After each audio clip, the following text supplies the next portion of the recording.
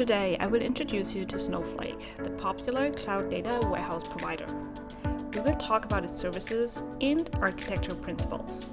Having all the theory covered, we jump right into Snowflake's web user interface and explore it from there. This is Julie from Coding Data, where we help you to move your data skills to the next level. Please make sure to hit the bell so you don't miss any upcoming videos, and check the description box below for additional information. So let's get started.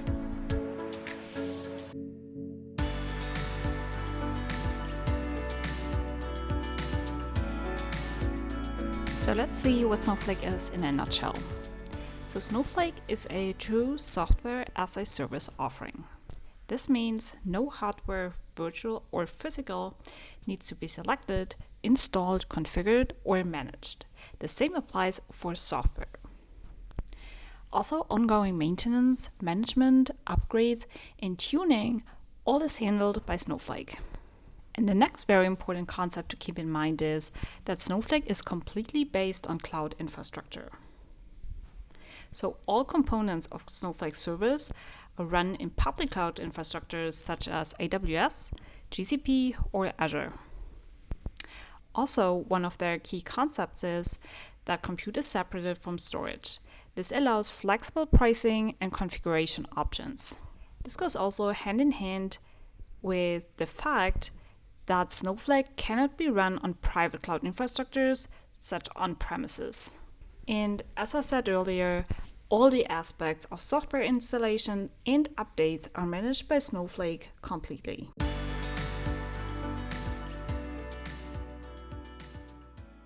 After having talked about what Snowflake is, let's see how the company developed over time. So all the blue lines, they refer to Snowflake, the red ones, they refer to its competitors. Back in 2012, Snowflake has been founded in San Mateo, California. And since then, it has been operated in stealth mode. That means everything has been treated secretly, only limited information went public at that time. And it used synonyms to hide their actual topics they worked on. This was the case until 2014, when they decided to publicly launch Snowflake. Also since 2014, Snowflake runs on AWS services. In 2015, they offered their cloud data warehousing to the public.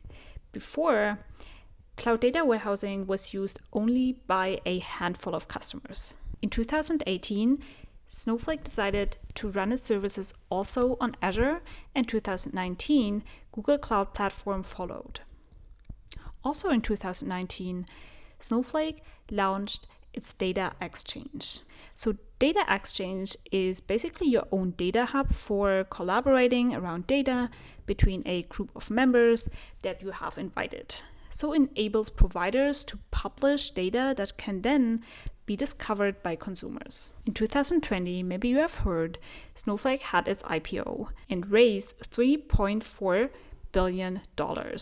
Since then, it's listed at New York Stock Exchange. In 2022, so just recently, Snowflake announced that it will acquire Streamlit. If you don't know Streamlit so far, Streamlit is an open source framework that enables developers and data scientists to build and share data apps quickly and iteratively without the need to be an expert in front-end development. So let's get to Snowflake's competitors. So GCP offered its BigQuery service in 2010, and AWS followed with Redshift also in 2012, when Snowflake has been founded. IBM and Oracle followed in 2016 and 2017, and SAP launched its services in 2019. So of course, you cannot compare the competitors' services one-to-one to Snowflake. However, just a good indicator to see when the competitors came out with their alternative software solutions.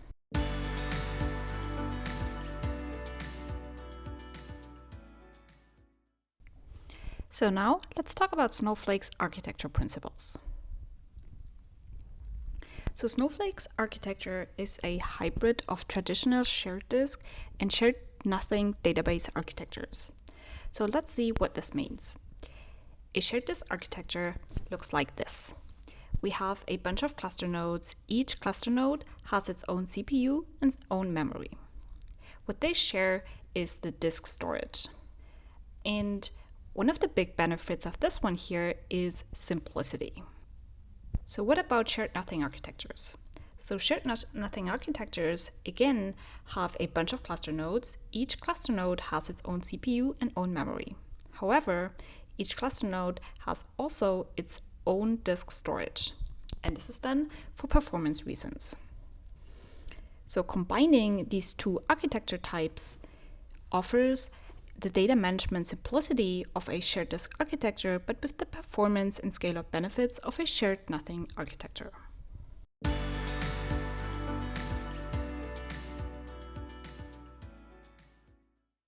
Keeping this in mind, we get to Snowflake's 3 key layers concept.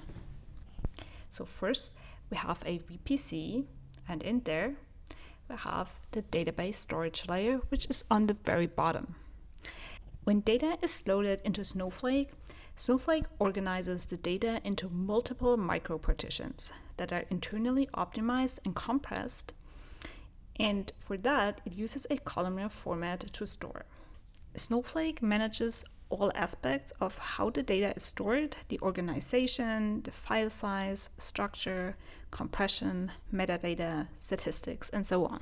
Data is stored in the cloud storage, so AWS, GCP, or Azure, and works as a shared disk model for simplicity, as we just talked about. The data objects are not directly visible nor accessible by customers. Instead, they have to use the SQL query operations that run on Snowflake. And now, compute nodes connect to the storage layer to fetch the data for query processing. And this is the second layer.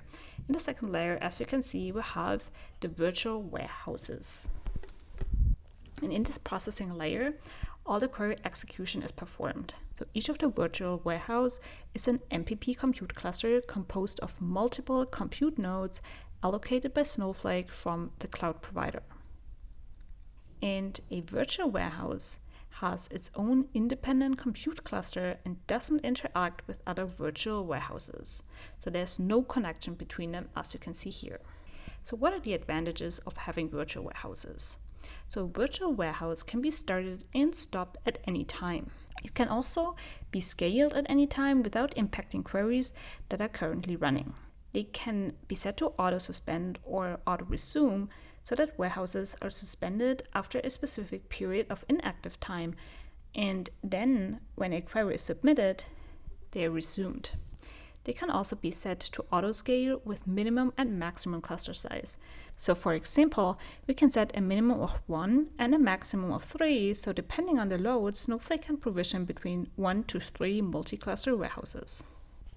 Let's get to the third layer, the cloud services layer. What are cloud services? Cloud services are a collection of services that coordinate activities across Snowflake to process user requests, from login to query dispatch, for instance. The cloud services layer also runs on compute instances provisioned by Snowflake from the cloud provider. Just to give you some examples. So services managed in this layer are authentication, infrastructure management, metadata management, query parsing and optimization, and access control.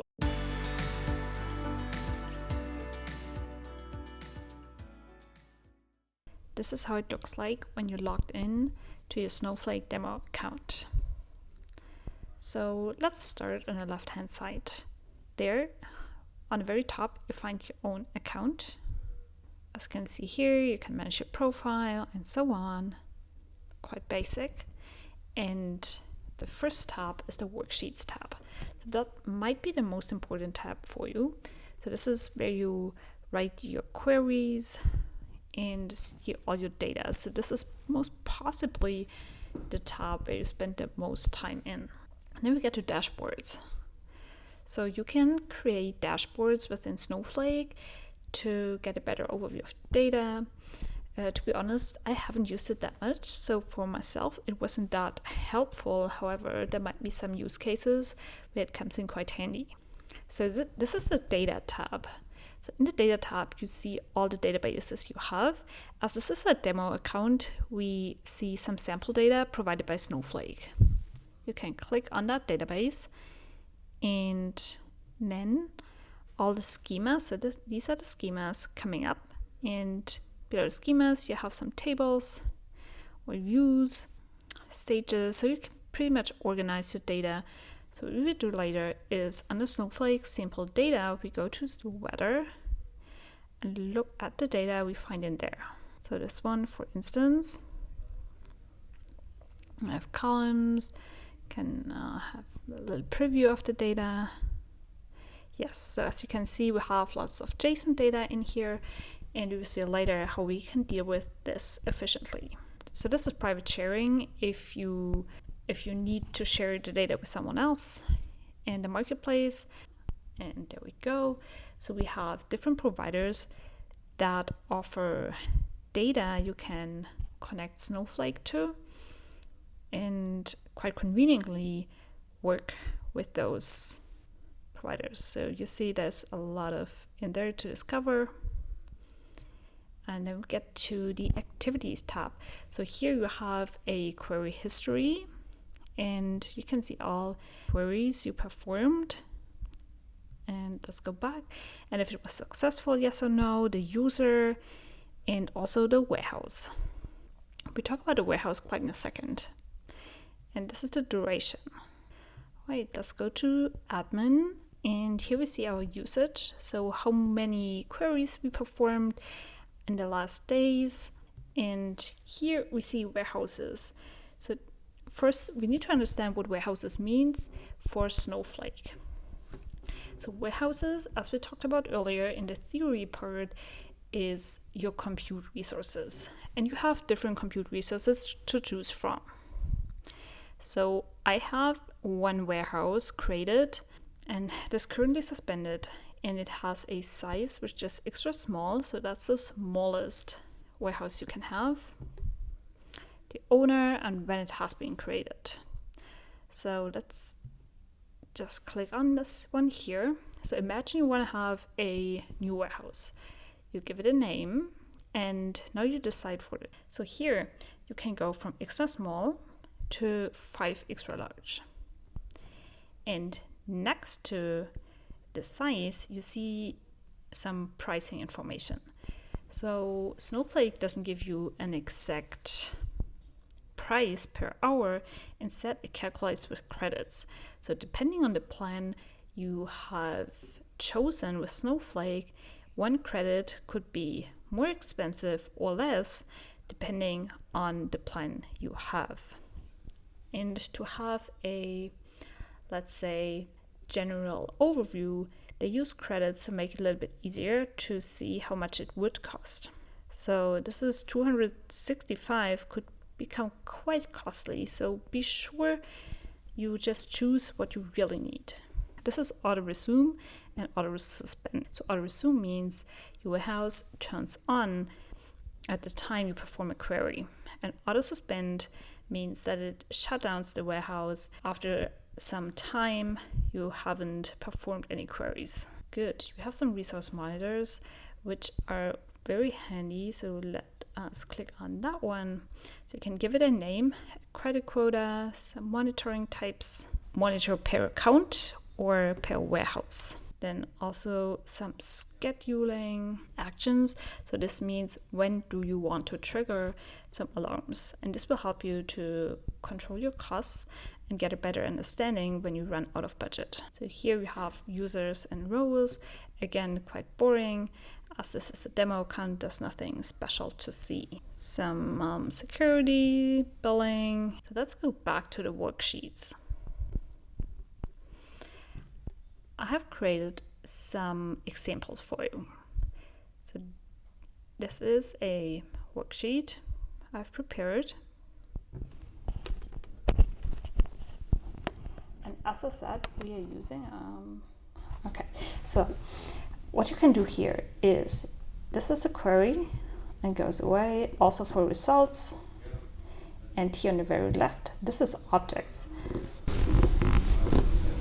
So this is worksheets and databases, and this is where we are. It's the more interesting part. Go down to better, go down to tables. And this is the table we are using, as you can see here. So let's execute this.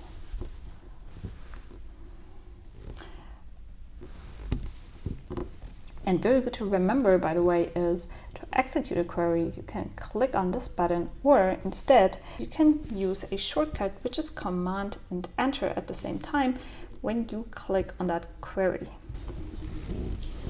So very great. It saves you a lot of time if you're working a lot with Snowflake.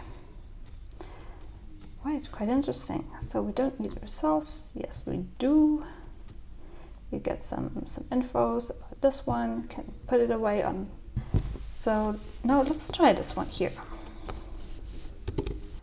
So now let's better understand how it works. You can comment out this one at that point and just use an asterisk and execute again. So this is how the original data looks like. We have a lot of JSONs in here. So imagine you just want to have specific information. If you double click on this, by the way, you see what's inside. This is quite handy, I would say. I have some country information, name, numbers. So what about we only want to have a specific information? Let's say the name in here. How we get there? So first, we have a look where the information is located. So this is in the column V. So that's why we place a V here. And then, quite interestingly, you just have a look where the information is. So first you go to city and then to name. You put it as a varchar to avoid that it has some. So that's quite easy. So get to the next one. All right. So again, we have chosen some information. This is the length value, which we have in here. This is still a JSON, and the name we filtered. So this is quite some basic SQL. So right, and this might be a bit more special. So we can have a flatten. So imagine we have Istanbul, and okay, so what is this flatten doing? So we have one name, this is Istanbul, and have multiple values in an array. And these multiple values we want to have in each row, one at a time. And by unwrapping this array, we want to duplicate the name in front of it. So if we use this flatten, we can unwrap that array. So just for you to remember, because sometimes it can come in quite handy. Okay, great. So let's go back to Worksheets.